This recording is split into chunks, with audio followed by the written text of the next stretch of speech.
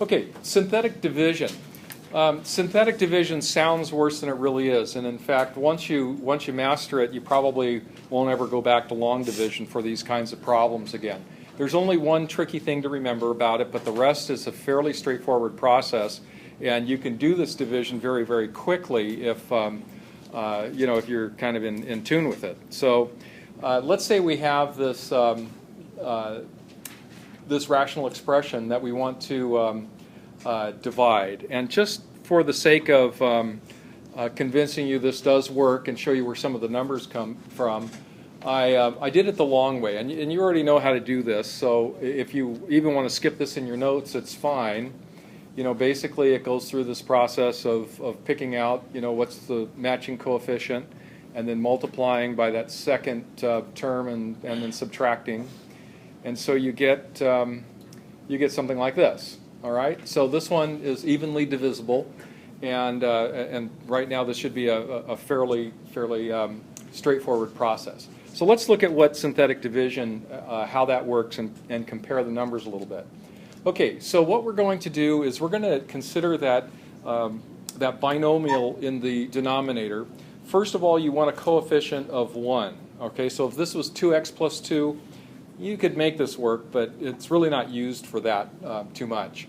So if we have the expression x plus 2, I want you to think in terms of the difference between two numbers. Remember way back at the beginning of the semester that a variable minus a number, we're talking distance and things like that. So there's oftentimes a very significant meaning of having that negative there. So what you want to do is you want to take d, not negative d, and so then you're going to put all the coefficients right in a row here and forget all the variables, and then we're going to do some computation. Now, rather than describe this abstractly, what I want to do is I want to do it twice. One, I'll just do it as I describe it, and then I'll do an example with some arrows and that kind of stuff so you can get a little bit more detailed feel for it.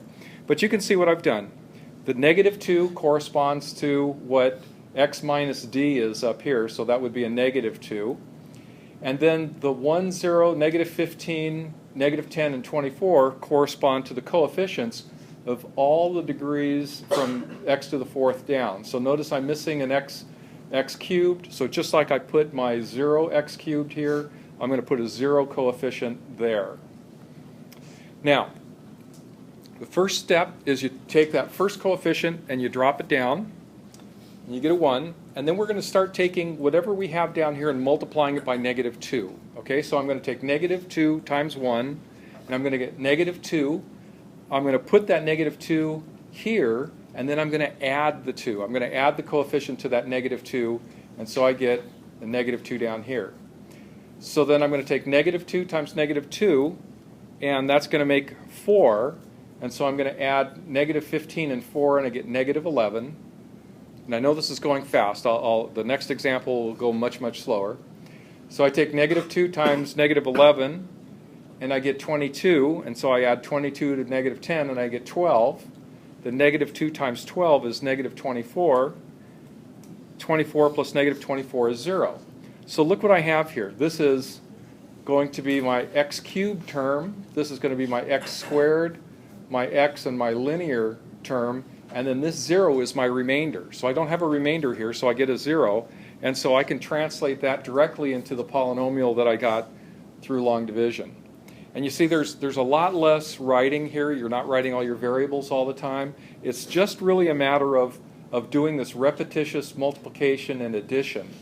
And if you look carefully for these numbers, you can find all the numbers kind of embedded in this calculation down here. And so whoever developed this framework was kind of clever. It's just not very intuitive as to its meaning, but once you get the hang of it, it's a very, very quick algorithm. Yes, Natalie? So at the end when you're putting in the exponents, yeah, do you just do however many is needed? Yeah. Okay, so when we're going to take an x to the 4th divided by a linear term, it's always going to be one degree lower. And since we have 5 columns, when you have an x to the 4th polynomial with all the degrees in there, you have 5 terms, all the x's plus a constant term, we're going to end up with with a degree less. So we know this is going to be x cubed. So if I started with x to the 6th, it'll be an x to the 5th, okay? And then you'll have, you know, one less, which is what you would expect for a polynomial that length. And then the very last one is just the remainder. Okay, so let me give you another example here.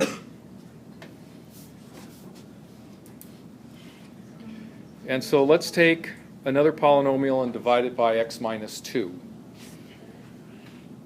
Okay, so remember that x minus d thing.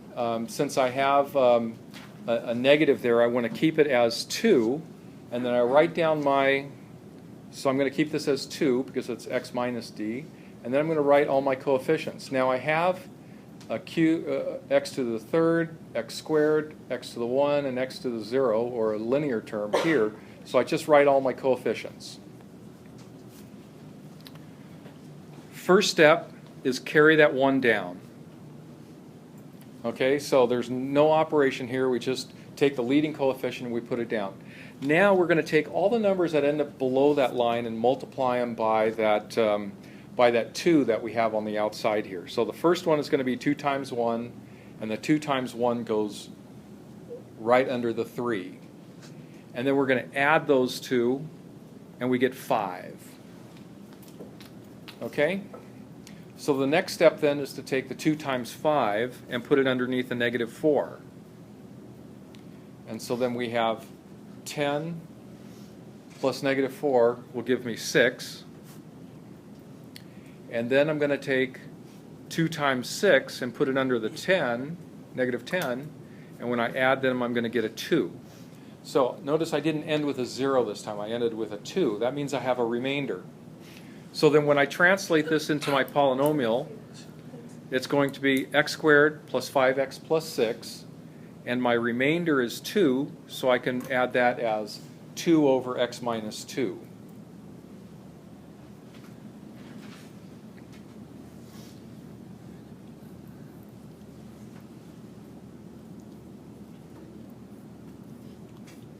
Okay, any questions on that?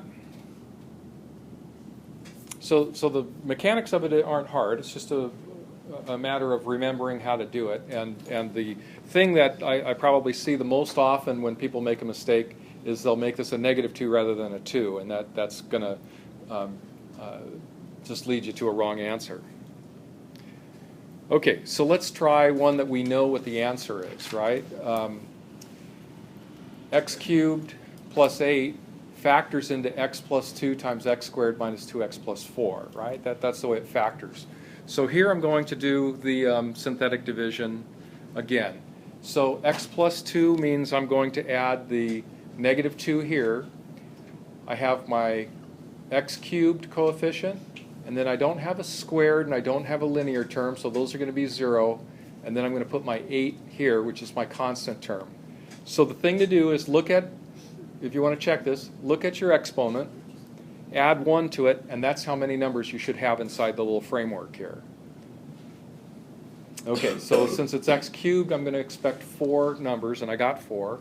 So the first thing I'm going to do is bring down the 1. Negative 1 times, or negative 2 times 1 is going to be negative 2. Add that to 0, and I get negative 2. Negative 2 times negative 2 is 4. Add 0 to that.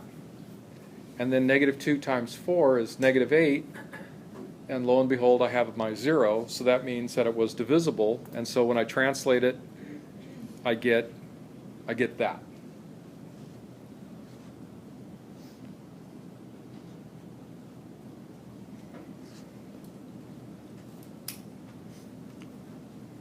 Okay.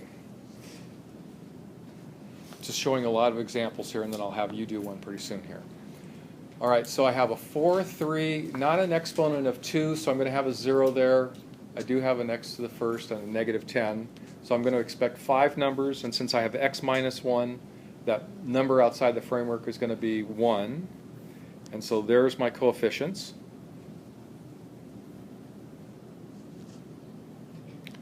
So I'm going to bring down the 2. Now, when you're doing this x minus 1, this one goes really fast because you're not even multiplying. You're just carrying it forward. So the 2 goes up there, You get a negative 1. That one goes up underneath a 0. You get negative 1. That one goes up underneath a 1. And we get 0.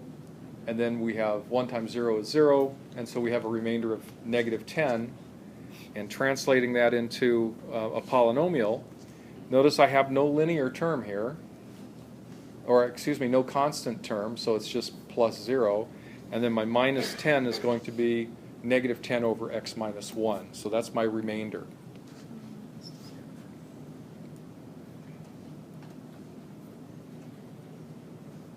Okay, so here's one for you to try.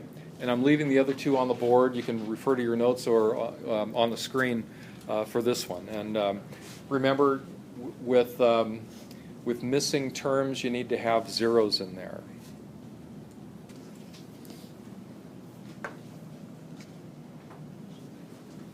Okay.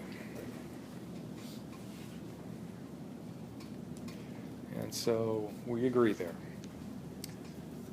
Okay?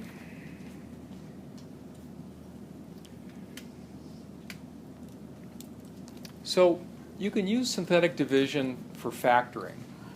And factoring sometimes is a trial and error thing, okay? And when you're factoring large polynomials, sometimes you're not sure where to start. And if you want to try numbers, synthetic division is the fastest way to get something reduced, to a smaller polynomial. So let's look at factoring this. Okay, so imagine this thing perfectly factored, and you have all these terms that you can expect that there's going to be 4 factors, 3 or 4, or maybe 2, or maybe it's prime, you don't know. But whatever factors that you have, they're going to have to multiply to 8, right? Because I have no coefficient in front of that x to the 4th, and when I multiply the last term, when you do that chain of multiplication through when you're expanding something, the last term ultimately gets multiplied by every last term in every factor. So you know that if this thing factors, at least one of them is going to be a factor of 8. Actually, all of them will be a factor of 8. So the candidates that you have, and you don't know if they're negative or positive, it's possible to have x minus 1, x plus 1, x minus 2, x plus 2, x minus 4, x plus 4, and then x plus or minus 8. You have those as candidates. So you can use synthetic division to try these out. And so you go from easiest to hardest. So since you have a 1 in there, the easiest thing to do is to test to see does 1 work. And the easiest one to use is going to be x minus 1. Okay, so I may or may not end up with a remainder. Now, just in terms of being brief, I made these factors work, so my guesses are, of course, perfect. But if you get something that has a remainder, all you have to do is take your eraser and erase what you did, and then start again. So you can have essentially a successive number of synthetic divisions. It's one of the reasons why I asked you to use pencil in your calculations, is because here's one where you can start all over and write it all over again, but it's easier just to erase a trial that doesn't work. Okay, so x minus 1 is the easiest, so I just have a 1 there. And so I'm just going to go drop the 1. 1 times 1 is 1, 3. And so I put the 3 underneath the negative 9. The negative 6, so I'm going to put that underneath the negative 2. And then I get negative 8, and then 1 times negative 8 is negative 8. I got 0. So I know that x minus 1 is a factor. Now the other thing that I know is that the polynomial that I'm left with then is going to be x cubed plus 3x squared minus 6x minus 8, right? So I don't have to bother writing that. I can just do this again. My last term is still, here it's negative 8, so I know my candidates are all still good. So I can try again from plus or minus 1 or plus or minus 2 all the way up to 8. And so I'm going to try negative 1. Okay, if I tried 1, I'm going to get a remainder. Okay, so I'm going to try negative 1 now. So I'll just do this in the same fashion. And I have, this works out nice and perfectly for me. And so I have x plus 1 as a factor. So I have two factors now, right? I have x minus 1, x plus 1, and I'm left with this, and read this out as x squared plus 2x minus 8. Now when you're down to a quadratic one, you can try other factors, but sometimes if you just write that out, you can factor this one pretty easily in your head. This one factors as what?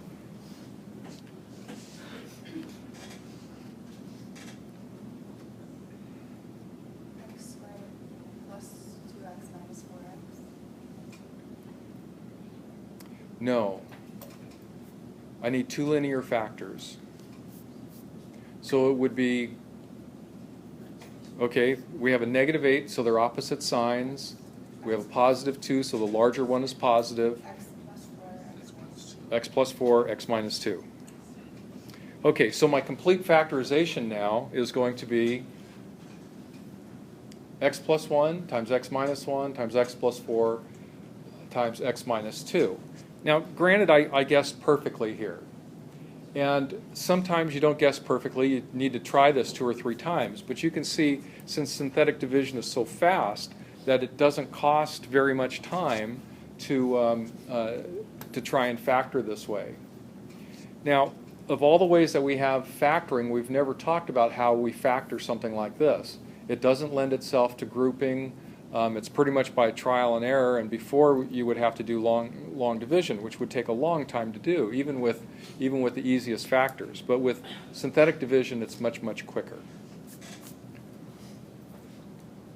Okay, so here's one for you to try. I want you to factor this completely.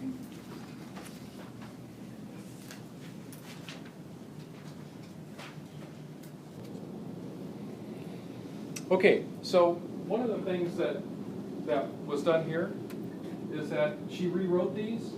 You really don't need to, okay? You have these 4 is what you're looking at, and the remainder you discard that. So just to even save a little bit of writing, you can do just what I did, where I use this last polynomial up to here to, or these coefficients up to here to do the next set. So they just kind of stack one on top of another. I mean, it's not required, but it's just, a little bit to save you some time. And notice that this thing, my zeros keep on going from, the 5th place to the 4th place. And if I did synthetic division again here, I'd end up with just a binomial as the answer. Yes? So I have 2 questions. The first one is, don't we have 3 x minus 1s? You don't have 3 of them, no. No? You get an x plus 1 here, x minus 1 here, right, because of the sign. And then this is x squared minus 1, which is the difference then. And then you have 2x plus 1s and 2x minus 1s. Okay, so you don't worry about what she did on the side? Yeah, you don't worry about this at all. If you do anything on the side here, just write these factors and then just, put them all together as one big product for your factorization. I mean, it's helpful to understand what you're doing, and I think it isn't a waste per se, but, it's not necessary.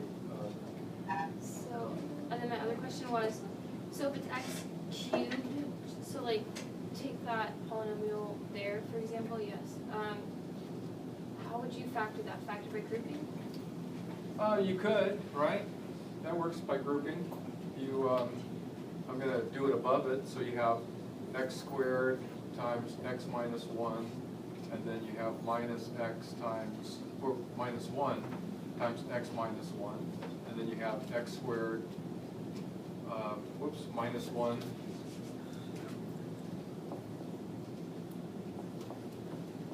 times x minus 1, okay? But you're missing the factor that you just took out, though. And, I think with this many terms, it's almost as easy. Especially when you're ending in a 1, you know that you only have 2 candidates, either plus 1 or minus 1. And the worst case scenario is you guess the wrong one, and you get a remainder so that you erase what you did. You just change the sign and do it again.